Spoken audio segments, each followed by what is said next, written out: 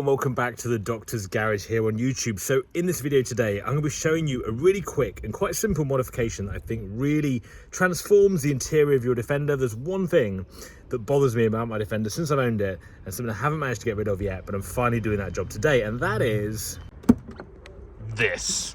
When you open the car, you always see this raw metal edge where the boxing from the aluminium seat boxes all kind of reflects onto, and also for me, all the sound deadening that I did on this car as well. And everything else is starting to look good inside my Defender now. I've got the Optimal pedal covers on there, got all the Exmoor trim carpeting throughout. For a TD5, I think it's actually looking pretty tidy in here now.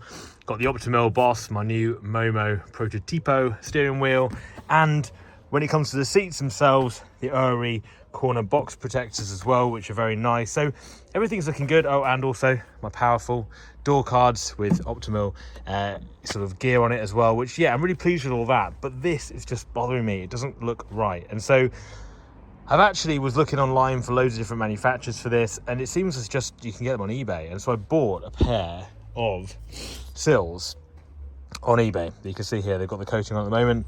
They're just plain stainless steel, and the reason I got plain stainless steel is because I would probably like them to be in black, that the Uri box protectors, but ORE don't make these, or at least at the moment from what I know, and so I didn't really want to go for a colour powder coated stainless because I know how bad they are and I know it's going to chip and flake.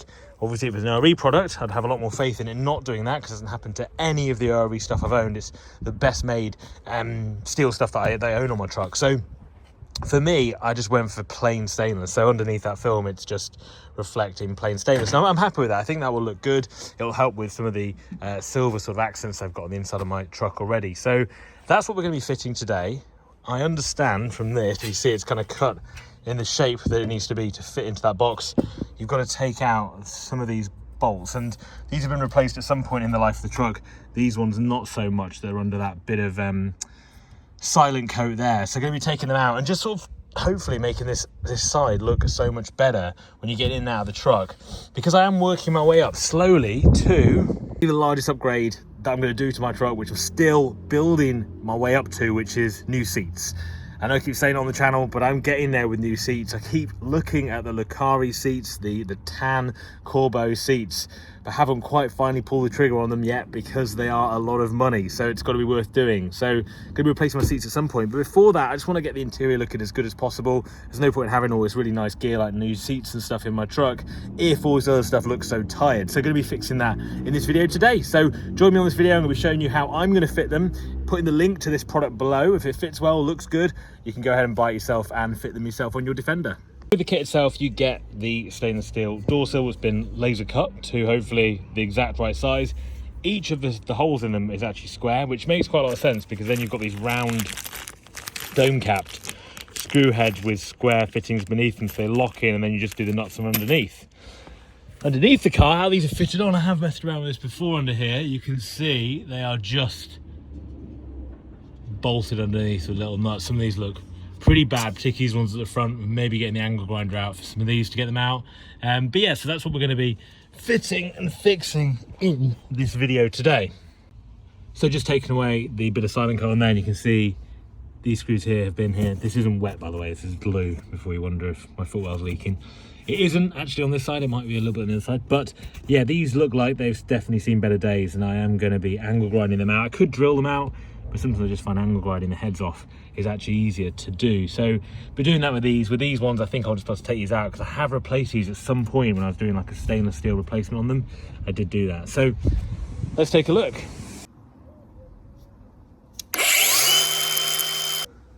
So we're getting there with this little screw, nearly cut it out completely, and then that will be removed. So that is that screw removed. You can see straight through now to the bottom. Bit of a messy job, but the stainless steel capping is going to cover all of that, so we're all going to be good.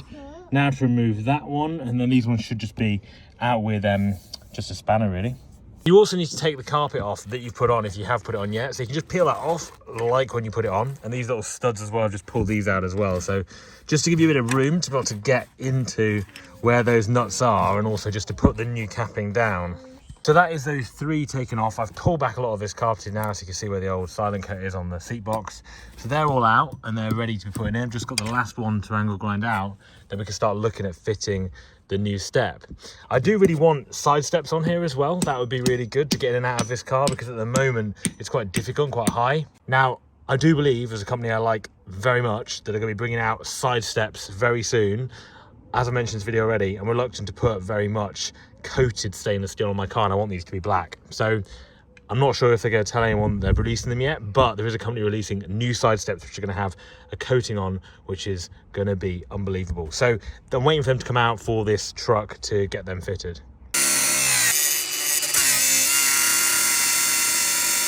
So this is the step when the cover's off. So it looks pretty good in stainless. I'm quite pleased with how that looks. Kind of like a brushed stainless look. So yeah, going to be using that. Going to be now putting this on here and seeing how it fits. Got the second bolt out, so that should all be good to put on. This step now, by the looks of it, fits in. You will need to take out though these door seals if you can. I think that one on mine comes out. The one at the back's a little bit more stuck down.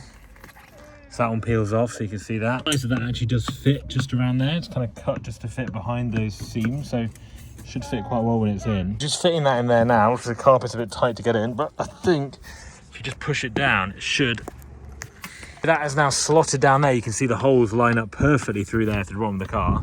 This carpet will be covering some of it, but I'm really pleased with that. It's definitely just tidied up all that edge that was a little bit messy, and it's slot beautifully well down. These are those bolts I was talking about, kind of coach bolts with the rounded tops. Really nice to have on the edge here, because then obviously you don't catch anything.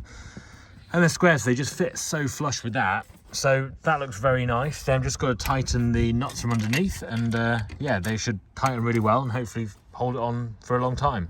So that is all screwed in now, and it's really nice that it sort of sandwiches that dodo matting and silent coat in, almost just locks it in, which is nice. So that all looks really good, actually. Pleased with how that's turned out. I've put those studs back in. The final job is just to stick this carpet back down. Got some spray adhesive that I always use for my carpeting, so I'm going to stick that down, and that looks pretty neat.